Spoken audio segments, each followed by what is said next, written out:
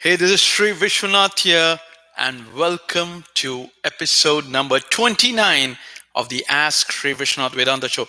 And in today's video, we are going to speak about what is Maya.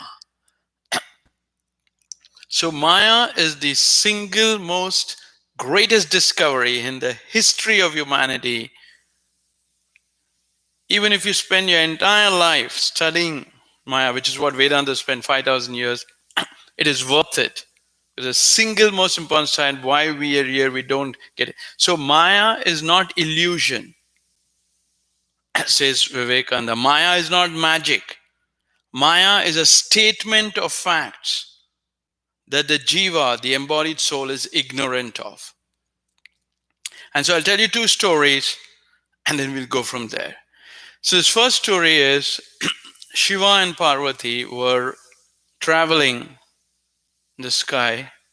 And at the time when Ram had come on earth and, Sita was kidnapped and Ram was, searching for Sita, and his whole troops of Hanuman and the monkeys were all searching for Sita. So Shiva and Parvati were looking from the sky, and Shiva, the moment he saw Ram on earth, running and, like crying for Sita, that Sita has been kidnapped, Shiva showed his boat down to Ram from heaven, from the sky. So Parvati was with her, said to Shiva, who are you? I mean, you yourself are God. I mean, whom are you worshipping here? And so Shiva said, he is Ram, my guru. So Parvati said at that moment, Ram?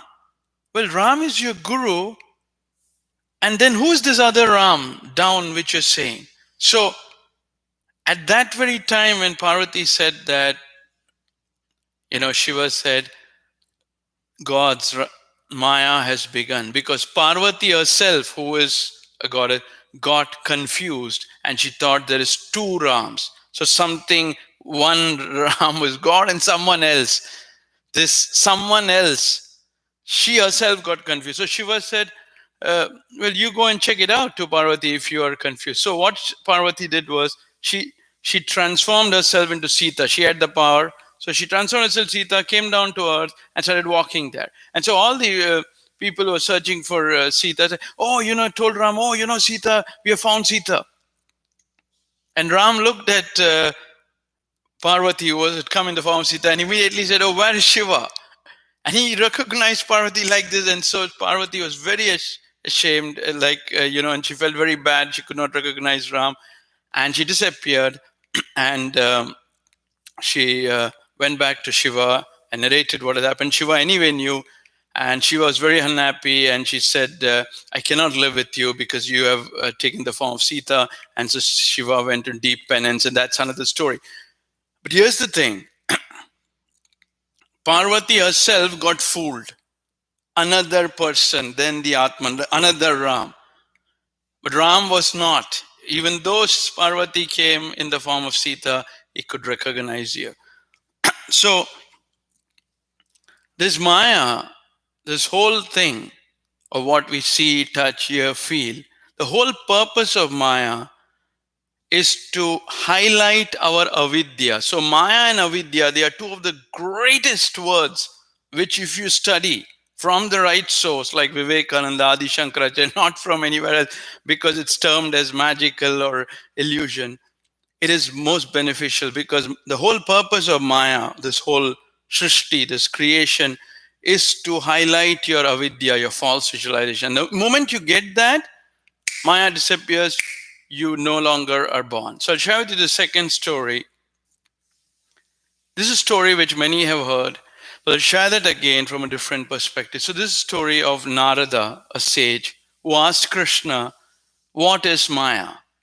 And so Krishna said, I will reveal that to you after some time. And so after a few months, they were in a desert. And in a desert, Krishna was very thirsty and he told Narada, go and get me a jug of water.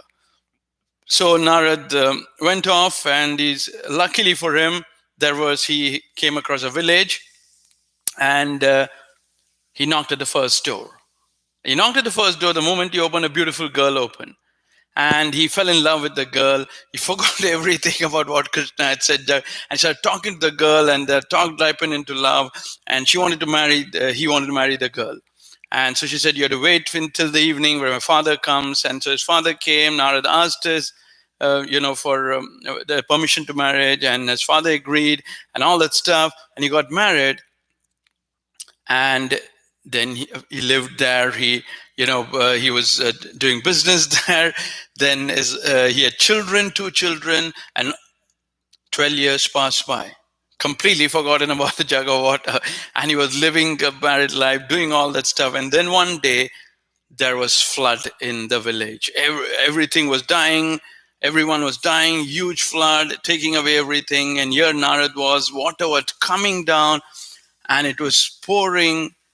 And he had 2 children on his shoulders, and he was wading his way out of the water. And then one big current of water came and took away one of his children. So before his own eyes, he saw one child die. Then after some time, another wave came and then took another child, and before his own eyes, he saw the second child die. And then he was still somehow panting, and then another wave came and took off his wife. And his wife, he saw his children, wife and all. And somehow he gathered strength to get to the shore, some place where he could breathe. And as he landed there, he saw a tap on his shoulder, and he looked back and he saw Krishna. And Krishna said, where were you? I was searching for you. Where were you for the last 15 minutes? And Narada said, 15 minutes? 12 years have passed by. He said, where is the jug of water? Krishna said, oh, I completely forgot. I got married. I had children. I had all this responsibility. Krishna said, where is the jug of water? And he started giving excuses.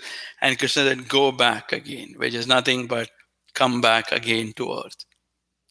Now, 12 years in the earth world, in Narada's time, is just 15 minutes in Krishna's abode. What that means is Maya is Krishna's time, is God's time. Like Ishvara controls Maya. And Narada time, which is your and I time, is called avidya. So 12 years in avidya is just 15 minutes in Maya. That is, so if one lives for like 72 years, let's say 12 to 6, it's just 90 minutes in God. Like, it's a whole life here. So what we make a big deal, Maya is concentrated time. So Ishvara controls Maya, whereas Jiva is controlled by avidya. So you and I, when we get up, avidya is the false visualization. It's a very subtle difference. And the whole purpose of life is to know the difference between Maya and avidya. Ishvara controls Maya. That Maya is the I, the power of Chit. And you and I can also do that. But we get controlled by I plus false visualization. See, the difference between Krishna and you and me is that Krishna is moving in the I, which is Maya. So he gets everything done through Maya. He manifests through Maya. There is no false visualization. When you and I are born, other than incarnations, anyone who are born, they are born with I plus false visualization. So that avidya controls you. And so what is 15 minutes can take us 12 years. So the way God works, we'll see that in the next episode, more of how Sattvic, Rajas, and how God uses only Sattvic and Tamas, and how you and I add Rajas and get into trouble. So this is the single most reason why we are born, is to know the difference between Maya and avidya. And once you know that, then avidya disappears, Maya disappears from our life, and we attain realization and moksha. So we'll cover more of that in the next episode.